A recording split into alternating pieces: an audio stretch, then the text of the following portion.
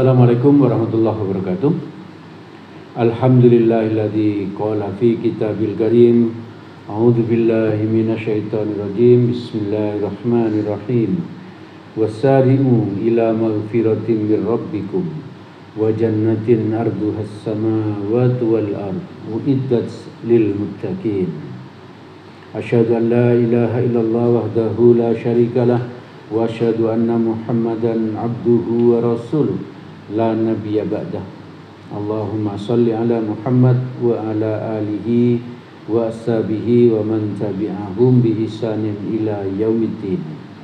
Jemaah yang dirahmati oleh Allah, kembali kita melanjutkan pembahasan kita, kajian kita di hari sebelumnya, yaitu Quran surat ketiga ayat 133. Tadi sudah saya baca pada pembuka, sekarang saya baca artinya. Dan bersegeralah kamu kepada ampunan dari Tuhanmu dan kepada surga yang luasnya seluas langit dan bumi, yang disediakan untuk orang-orang yang beriman atau yang bertakwa. Jadi kita itu nggak boleh berlambat-lambat ya. Kita itu nggak boleh males-malesan gitu. Kita itu disuruh Allah untuk bersegera ya. Atau bisa juga kita katakan berlomba-lomba dengan orang yang lain ya. Berlomba-lomba dengan orang yang lain. Jangan mau kalah. Jangan mau kalah. Kalau kita ke masjid itu kita awal-awal kita berusaha lebih awal datangnya. Agar apa? Agar bisa merebut saf depan. Itu berarti kita menjawab apa yang disampaikan Allah, tantangan Allah. Bersegera, berlomba-lomba. Nah, apa saja yang kemarin kita disuruh berlomba-lomba itu agar kita mendapatkan ampunan Allah. Satu, bersegera, jangan menunggu tua ya. Jangan menunggu tua baru minta ampun kepada Allah. Iya, kalau sempat tua. Kalau masih muda sudah meninggal, nggak sempat bertaubat nanti. Jadi selagi muda pun kita bertaubat. Tua apalagi ya, lebih banyak beristighfar. Dan kita bersegera untuk mendapatkan surganya Allah. Jangan bilang, alah enggak apa-apa masuk neraka sedikit saja gitu. Sebentar saja. Enggak, kita pasti enggak kuat kalau harus masuk neraka. Pasti enggak kuat ya. Maka cita-cita kita itu bebas dari siksa kubur, mudah urusan di padang mahsyar, bebas dari siksa api neraka. Langsung surga. Maka kita mari berlomba-lomba. Dengan cara bagaimana yang sudah kita bahas, ada yang masih ingat? Satu kan yang kemarin yang kita bahas, yaitu mengeluarkan uang, mengeluarkan harta kita untuk berinfak, untuk bersedekah, atau zakat, atau berkurban, atau akikah. Nah itu, kalau masih ada uang lagi untuk berhaji, untuk berumrah, dan lain sebagainya. Jadi mari kita manfaatkan uang kita untuk apa? Untuk meraih surganya Allah.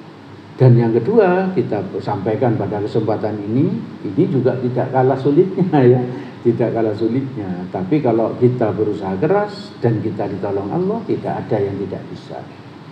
Yaitu setelah kita tidak bakhil, setelah kita tidak kikir, maka syarat untuk mendapatkan ampunan Allah itu, syarat untuk bisa masuk surga itu bisa menahan marah.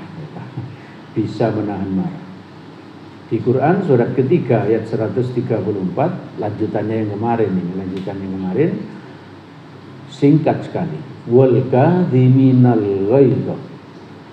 Orang yang mendapatkan ampunan Allah, orang yang mendapatkan surganya Allah adalah orang yang bisa menahan marahnya. Bukan orang yang tidak bisa marah. Justru kalau kita itu punya marah dan kita tahan karena Allah, nah itu yang benar. Bukan tidak punya marah ya, manusia pasti punya marah, tapi kita tahan. Untuk apa? Untuk mendapatkan surganya Allah. Ini ada satu kisah ini ya, kisah yang bisa kita ambil hikmahnya. Suatu hari Abu Bakar duduk dan Nabi duduk ya. Nabi duduk, lalu datang seorang Badui ya. Badui itu bangsa Arab yang kasar, yang tinggalnya di gunung-gunung. Datang lalu apa? Marah-marah, ya, berkata kasar kepada Abu Bakar. Saat itu Abu Bakar diam, tidak melawan. Maka Nabi duduk ya bersama Abu Bakar, tetap duduk bersama Abu Bakar. Lalu Badui tadi terus memarahi Abu Bakar, terus berkata-kata kasar sampai apa? Sampai Abu Bakar itu tersinggung. Sebagai manusia ya kadang tidak kuat menahan marah. Abu Bakar tersinggung, lalu Abu Bakar berdiri dan membalas Badui tadi berkata kasar. Setelah Abu Bakar membalas dengan berkata kasar, Nabi berdiri lalu meninggalkan Abu Bakar. Abu Bakar ditinggalkan. Lalu Abu Bakar sadar kalau Nabi tidak suka dengan tindakannya, maka Abu Bakar lari mengejar Nabi, tidak mempedulikan Badui yang masih ngomel. Maka Abu Bakar tanya, wahai Nabi, tadi seketika saya dimarahi oleh Badui dan saya diam, engkau tetap duduk bersama aku. Tapi begitu saya melawan, saya juga ikut berkata kasar, malah engkau berdiri dan meninggalkanku. Kenapa wahai Nabi? Sesungguhnya ketahuilah wahai Abu Bakar, kata Nabi, ketika kamu dimarahi, dikata-katai dengan kasar oleh Badui tadi dan kamu diam tidak membalas, ada malaikat datang berkumpul bersamamu, duduk bersamamu, dan aku juga ikut duduk, kata Nabi, karena aku senang duduk bersama malaikat. Itu artinya apa? Kalau kita dimarahi orang dan kita diam, maka ada malaikat berkumpul bersama kita. Jadi orang diam dimarahi orang itu bukan karena tidak berani, tapi karena apa? Karena dia ingat akan ada malaikat yang bersamanya. Lalu Nabi melanjutkan penjelasannya pada Abu Bakar bahwa apa? Setelah kamu melawan, katanya Abu Bakar, dan kamu berkata-kata kasar, malaikat itu pergi dari sekitarmu. Yang datang kemudian adalah syaitan mengelilingi kamu. Jadi ketika kamu berkata kasar, ada syaitan di sekitarmu. Dan makanya aku ikut pergi karena aku nggak mau duduk bersama setan, kata Nabi.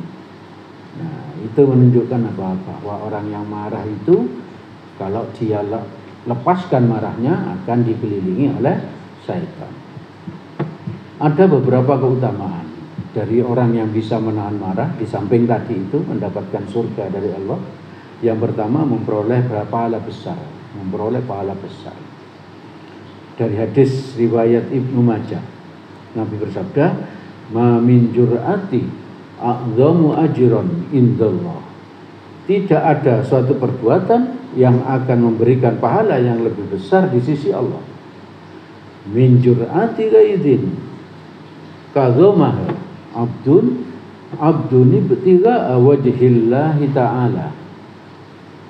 Kecuali, jadi tidak ada sesuatu yang bisa kita kerjakan yang mendatangkan pahala yang besar kecuali, kata Nabi, ketika seorang menahan marahnya karena mencari ridhonya Allah. Jadi kalau kita itu sedang marah lalu kita tahan marah kita karena ingin mendapatkan ridhonya Allah, maka menurut Nabi pahalanya sangat besar. Lalu keutamaan berikutnya masuk surga. Ini penjelasan dari hadis yang lain. Kalau tadi itu dari Al-Quran, sekarang dari hadis. Hadis riwayat Abu Daud, Tirmizi dan Ibnu Majah. Rasulullah Shallallahu Alaihi Wasallam bersabda.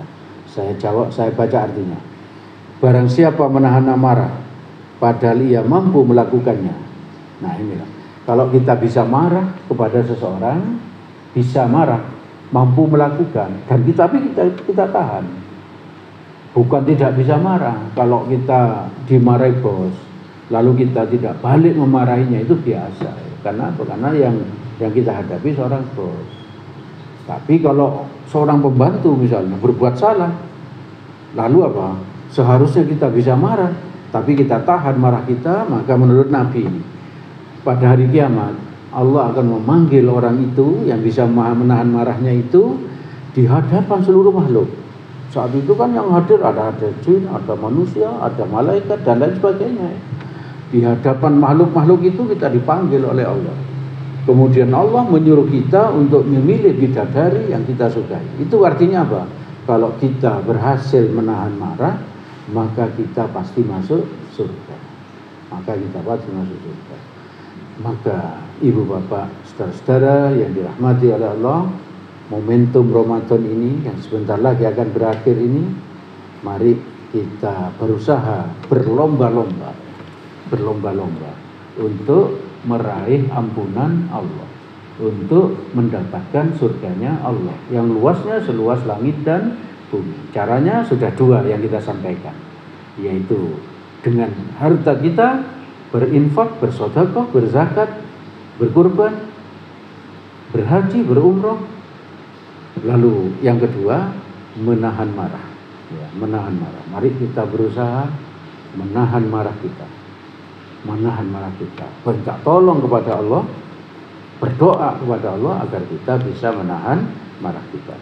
Itu yang bisa kami sampaikan. Segala yang baik dan benar semuanya berasal dari Allah Subhanahu wa ta'ala. Semoga ada manfaatnya bagi kita. Semoga Allah menolong kita agar kita bisa menahan marah. Amin amin ya rabbal alamin. Dan apabila ada salahnya, saya mohon maaf yang sebesar-besarnya. Mari kita tutup majelis ini dengan doa kafaratul majelis. Subhanakallahumma wa bihamdik asyhadu an la ilaha illa anta astaghfiruka wa atubu ilaik. Nasrun minallah wa fathun qarib.